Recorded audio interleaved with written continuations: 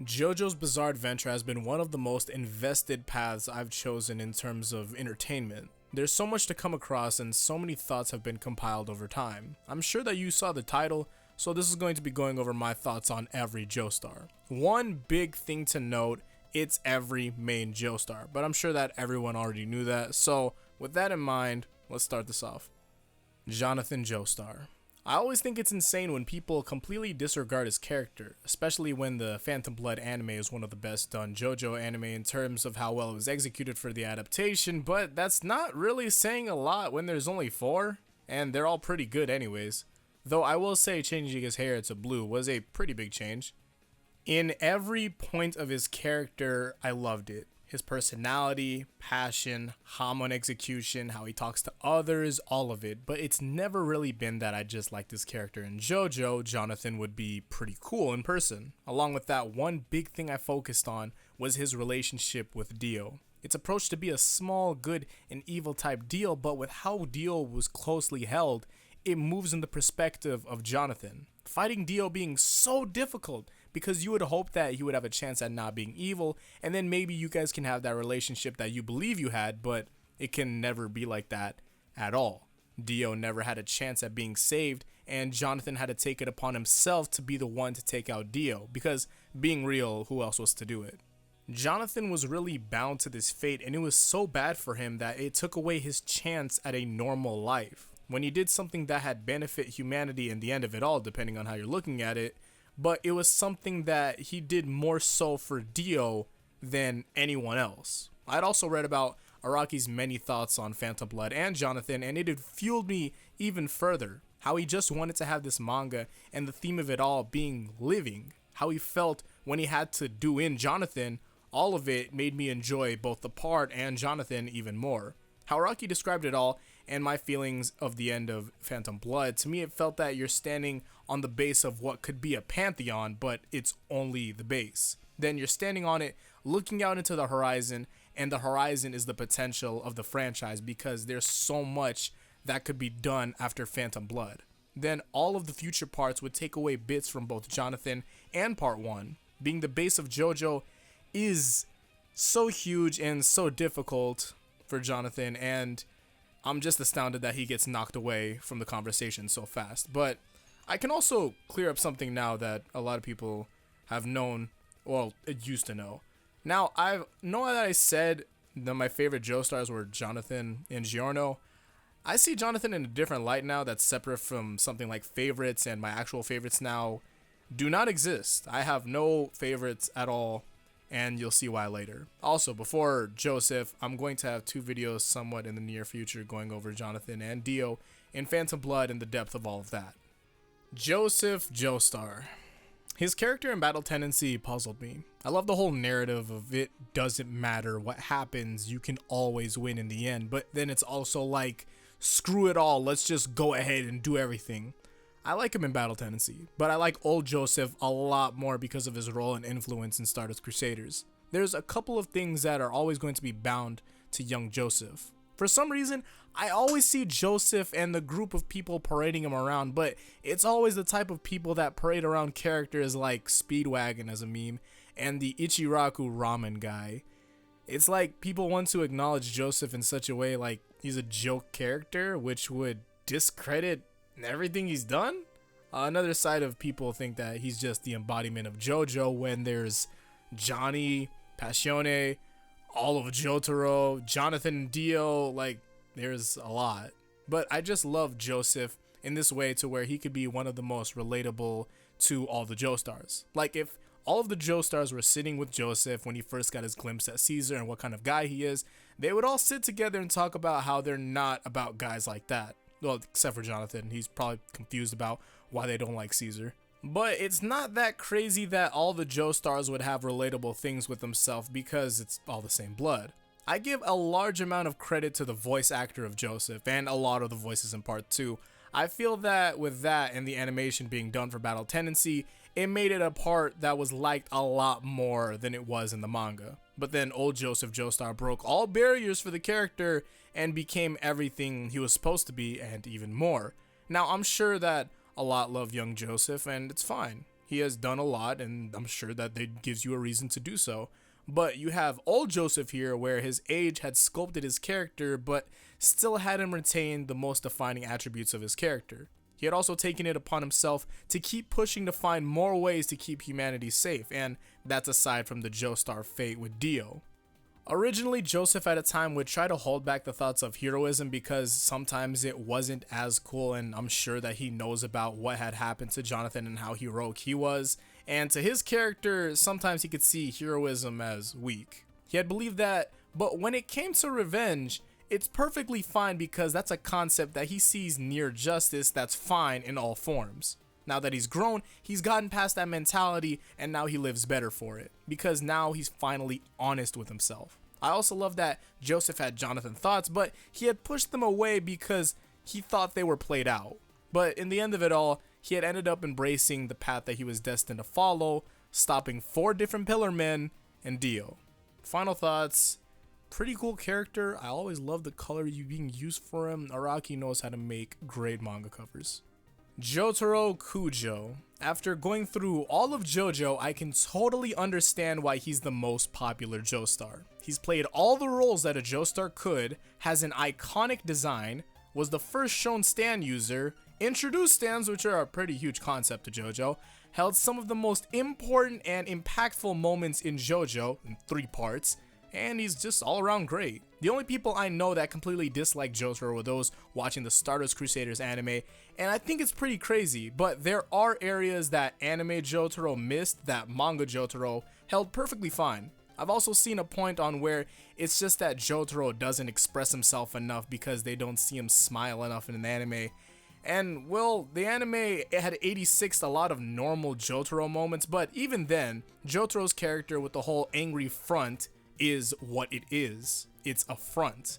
It's been said 1,000 times now by multiple people about Jotaro and his angry front, the depth of his character, and all of that. And at this point, if you hate Jotaro and call him a Mary Sue, you're forcing yourself not to like him. Stardust Crusaders Jotaro is cool, DIU Jotaro is great, and Stone Ocean Jotaro is purely poetry. He's the most involved and knowledgeable Joestar too, though even with all of that involvement and knowledge, he still has his flaws that are made evident to himself and us, and it's amazing to see the execution of it all.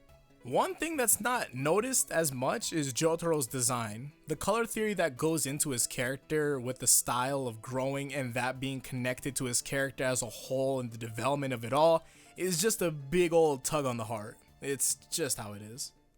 Josuke Higashikata. I feel like anime in the 90s was always something that could be legitimately on its own as a genre because there was this majorly distinct style that you could see characters have, and I think Josuke isn't one of those characters that can get away from it. I don't know what it was about this era, but for the most part, it would know how to make the most likable characters possible. So then when DIU was being adapted and people were talking about the anime being enjoyable for a 90s-esque anime in terms of characters and animation, it's understandable, and also summer of 1999, DIU was actually in the 90s, so yeah. There's a couple of things I always talk about with Josuke, and one of the big things is that the character archetype you see incomplete in young Joseph is fully sculpted and made better with Josuke, and along with that, he also held character defining traits of his own. I think one big thing that Araki is great at is capturing the life of a character. His character had tackled a lot of things we're expected to come across as people, and then you have the trio of him, Koichi, and Okuyasu, and it's like, man, this is beautiful. But I get like this with the characters we see on DIU anyways, so no big surprise there. I'll probably do a character analysis of Josuke in the future to further elaborate on what he's about and what he's made out to be, but all in all, he's great. Giorno Giovanna. I'm sure that I've already summed up a lot on what I like about him in the video where I went over his character, but I can still add on with what I have already said. I think one thing I didn't mention is that him being the amalgamation of Jonathan and Dio and combining the best attributes about them is more than I could ask for. Jonathan and Dio being enormous pillars to JoJo's Bizarre Adventure, and you're telling me that we have a character that's basically the product of both? Then you notice that he really does take away from both Jonathan and Dio because he's nothing like his siblings and how they just take away the worst from Dio. He's also more like Jotaro and Josuke when they're at their most vengeful. I also love the moments to where Giorno has himself as this judge in a sense, sort of how Jotaro at first defined himself against Kakyoin, and you had that whole iconic scene where Kakyoin was judged with Star Platinum and Sabaku ore no Stendodan, all of that.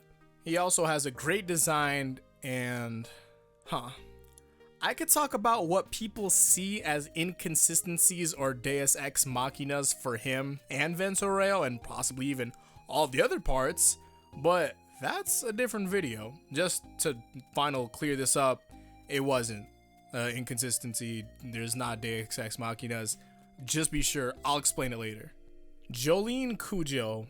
She's been done wrong by the world and she deserved so much better. The thing is, all that had happened to her made her into a character that I question but understand in terms of her actions. She carries a lot of Joestar attributes like being selfless for her friends or those being mistreated by the bad of the world.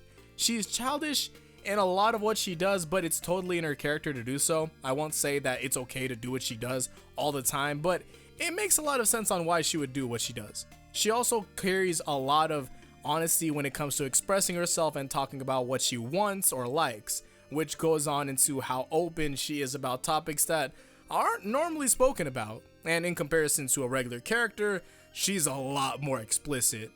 There's also her morality, which we can phrase it as, which is for things like helping those in need, but it doesn't exist when she wants to talk about things that people normally wouldn't in public.